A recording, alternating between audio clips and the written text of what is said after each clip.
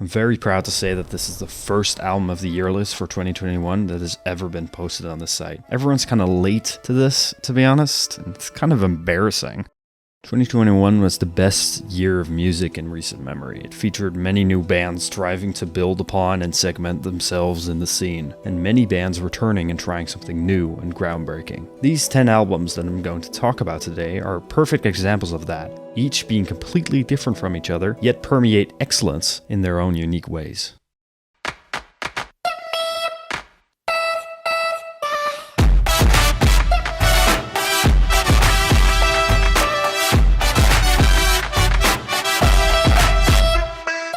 Going from heavy post-rock to experimental dream/hyperpop is jarring for sure, especially for a band that have found great success in their earlier sound. You Know What They Mean from 2019 was a perfect display of excellent songwriting, unique cadences and tendencies that create a unique sound for the band. Fantastic production and structuring. Why move away from that style? The style that many fans have been striving to hear more of.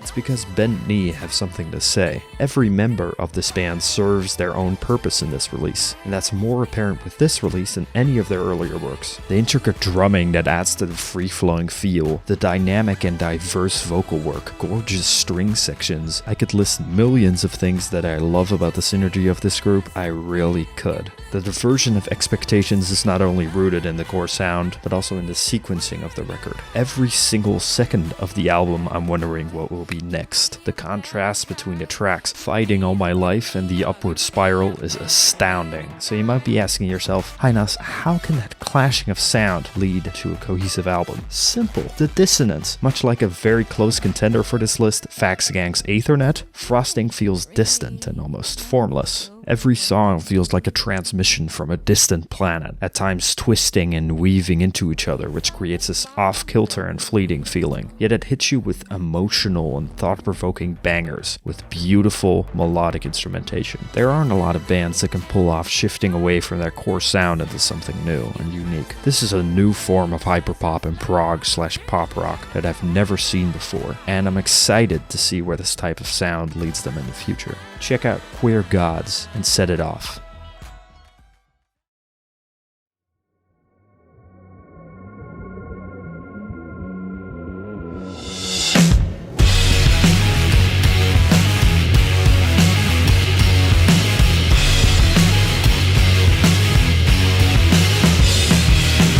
Wolf Alice have always been a band that I've admired. Their creative use of genre experimentation in a mostly 90s infused British rock flair.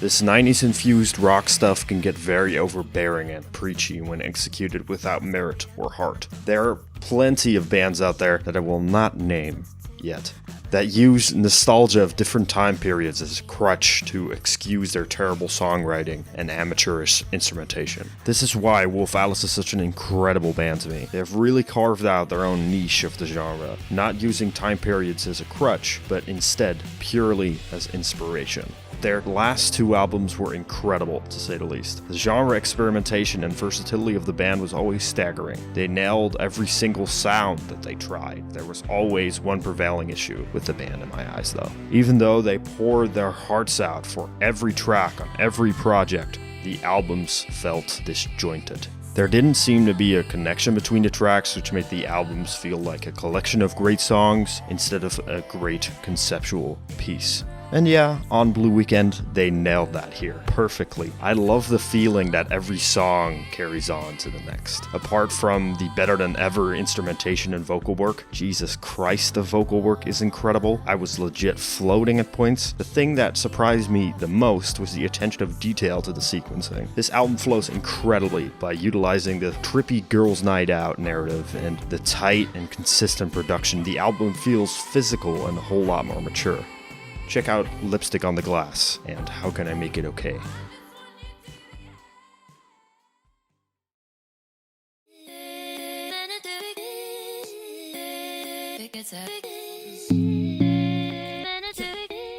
Rural Internet is without a doubt one of the most interesting acts out there right now. Their expressive and passionate take on experimental rap is super refreshing. I'm convinced that this group is going to be gigantic in a couple of years. Their first album from 2021, Breaking Up, is one of the most versatile and insane records I've heard in quite a while. Surrounding lyricism about the struggles of living as a trans person under the oppression of society, sexuality, and many other topics. This record merged genres excellently, carefully crafting layers of instrumentation into something unique. When Escape Room came out later in the year, I was surprised to see it. I had not heard any buzz about the album release at all, so I thought, their last record was great, but there's no way this is just as good, right? Immediately, I was thrust into an emotional roller coaster that felt more intimate and personal than Breaking Up, and was basically blown away by every second of this thing. Many sections of this record feel more inviting and comforting than their last, only to bend itself right back into the insanity and layers of sound. The lyrics on this thing are super dynamic and interesting, especially on the title track. I also love that the three members of the group all have their own solo track. It adds another layer of personality onto the album, and it helps switch up the style and the mood of the record. Look, I could talk endlessly about every single quality of this record, but that would require a whole video of its own. If there's one album on this list that deserves more love, it has to be this one. Check out Love and the title track, Escape Room.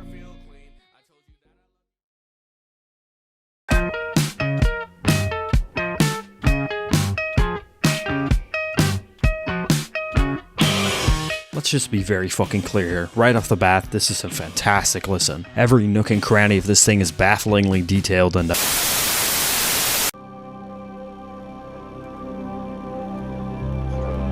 Hello, and welcome to my Squid's Bright Green Field recipe tutorial. To begin with a dish, add 500 milligrams of your drug of choice. After that, mix it with 2 tablespoons of tight grooves, a pinch of batshit crazy vocals by Ollie Judge, add about 2 kilograms of near perfect instrumentation, add protein, more drugs of your choice, fucking piss in it, fuck if I know, and boil it or something. I don't know, I'm not Guy Fieri. Seriously though, this is one of the best KEXP performances ever. The energy here is incredible. I fucking love Squid. Anyway, check out Narrator and Peel Street.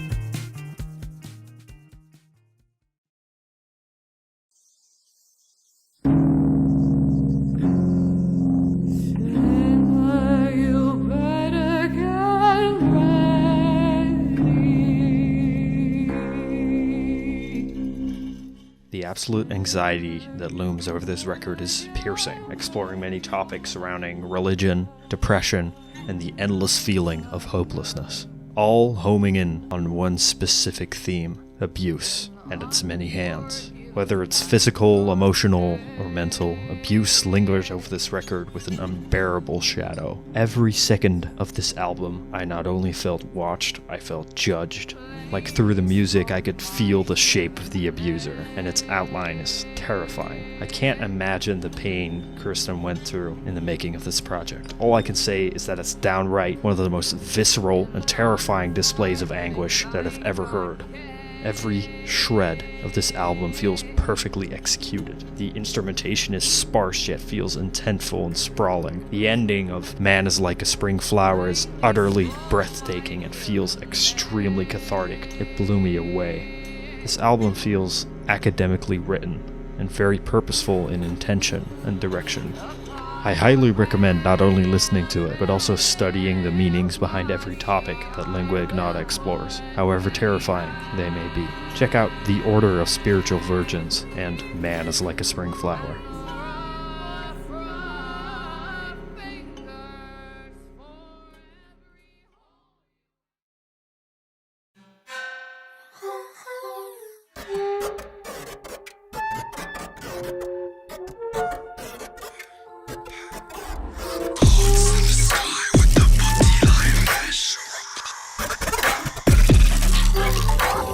With Leyline Eon, Igloo Ghost not only made a sprawling album with screaming textures and blissful fluorescent lights, he made an entire world to explore, complete with lore and characters. Neo Wax Bloom, Igloo's first album, explored bringing shape to a world like ink splatters over a canvas, with creative use of wonky beats and sonic experimentation. Every nook and cranny of that record felt purposeful and seething with passion. However, this new record feels legitimately like that canvas exploded into a bristle and fragrant world, with its own breathable atmosphere and ecosystem. This album feels like you're tapping into a distant broadcast from another world. At times, it reminded me of the scenery from Annihilation, freakishly familiar with naturalistic soundscapes, with sudden deviations into something structural and man-made, yet feels alien, outer-worldly. With its slightly out-of-tune string sections riffing over the pulsating and bursting beats on the track Big Protector, that track felt like the beats could just explode out on you every second but was kept held back like a dog on a leash wanting to chase after a running neighborhood cat.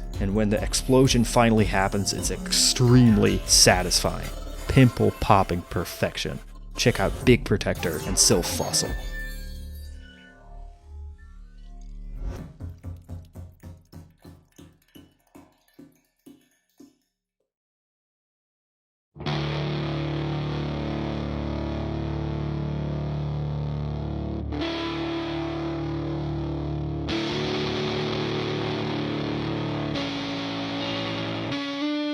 I still remember the first time I heard Sunglasses, sitting on my bed after an excruciating workday and having a couple minutes to myself, only to put on the track and to be thrust into this vivid perspective of lead vocalist Isaac Wood, with the song showcasing his vulnerability and depression, yet with a coat of beauty surrounding it. It felt real and personal, disfiguring and emotional, but also oddly blissful. Safe to say I was hooked. I was up for hours looking at obscure live footage shot through a cheap camera, with its blistering audio quality that felt like you were listening through Nintendo DS speakers, but it didn't matter to me. Their sound was addicting and spoke to me in a profound way. And now we're here, their second album released with massive positive reception, and that's an understatement. I'm sure Ants from Up There will go down as one of the defining albums of the decennia, but I assure you, their debut album for the first time is just as special, furthering the heartfelt yet grueling sound of Sunglasses, with tracks forming their own identities and experiences. This album feels like flipping through a photo book, reminiscing about the beautiful memories of your life, only for it to uncover long lost and hidden anxieties. Confrontation is one of the leading themes of For the First Time. Science Fair homes in on an almost stalkerish obsession that feels deranged and disgusting. Every member of this band adds to this mystique, screaming out at you like a laughing crowd throwing insults at you. Or how track X perfectly encapsulates the feeling of speechlessness, the awkward nature of it. Somehow, silence can feel increasingly loud and busy. There's a delightful warmness to this track though, like the narrator's not being crushed by speechlessness, but almost cherishes it, like it's just as natural as waking up every day and brushing your teeth. The more you think about it, the more fucked up it gets, but somehow the light shines through the song. Thank you, Isaac Wood, for bringing such profound emotions to me and to many others. I really do hope that you're doing well. Check out Opus and Sunglasses. Yeah. We're at ground zero, Wood.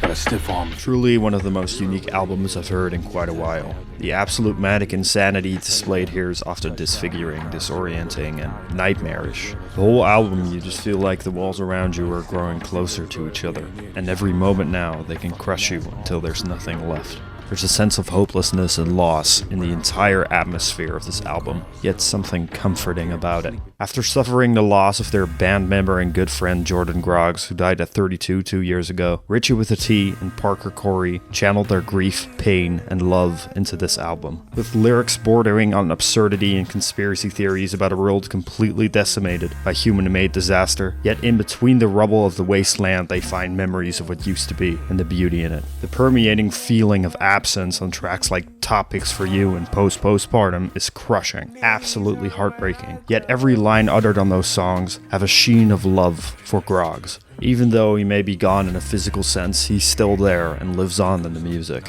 The perspective of grief on By the Time I Get to Phoenix is unheard of, and honestly just as unique as the audioscapes portrayed on every song. Check out Smoke Don't Clear, Topics for You, and Knees, the latter of which features a sample by the next band we're going to discuss.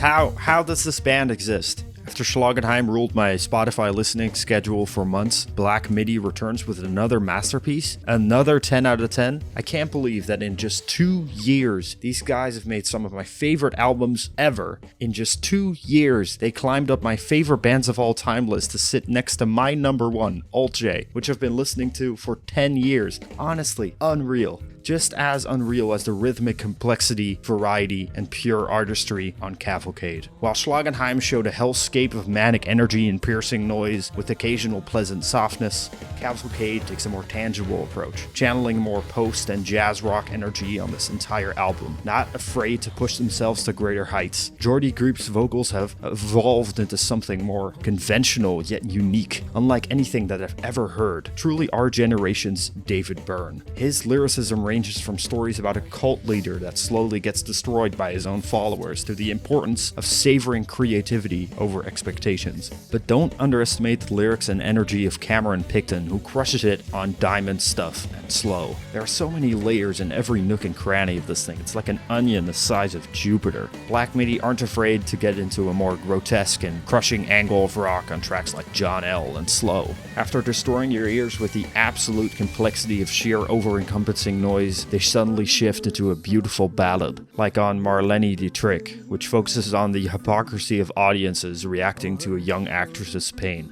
Diamond Stuff's beautiful simplicity subtly blossoming into a gentle array of gorgeous instrumentation is something worth noting too. I've never heard a song portrayed like this, almost floating and dissipating into something lush and flavorful. I just can't stop talking about this band. If you want to know more about the insanity and beauty that Black Midi provides with their music, obviously check out their stuff, but also watch a video by Luke on Demand, Chaotic Perfection. This is a great video that depicts the entire discography of Black Midi in an excellently entertaining way. Check out Condro Malaysia Patella and Diamond Stuff.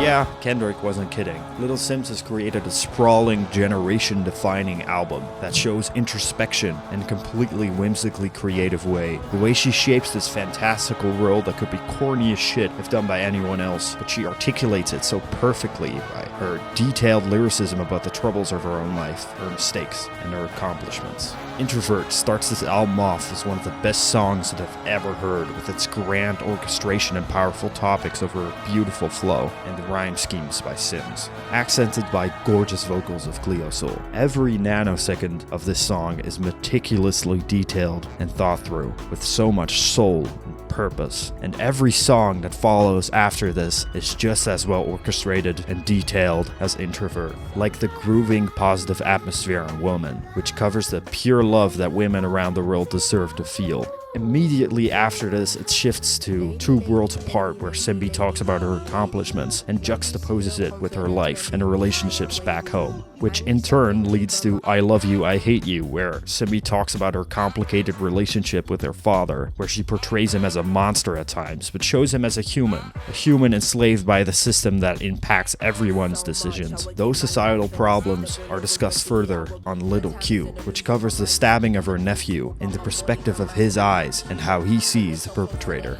Every topic covered on this album is beautifully woven into each other, with lyrical connections intertwining everything together. For most artists, this would be a mess, and cohesion would be nowhere to be found. But with the combination of the Alice in Wonderland style narrative and Inflow's perfect production, the album goes from a collection of songs to a beautiful display of Simz' life. And it's the most honest album that I've ever listened to. I have no words, and no words would be enough to cover the absolute perfection here. One day I'd like to capture that perfection and truly talk about how much this album means to me. I'm seeing her live in December. I'm freaking the fuck out. What?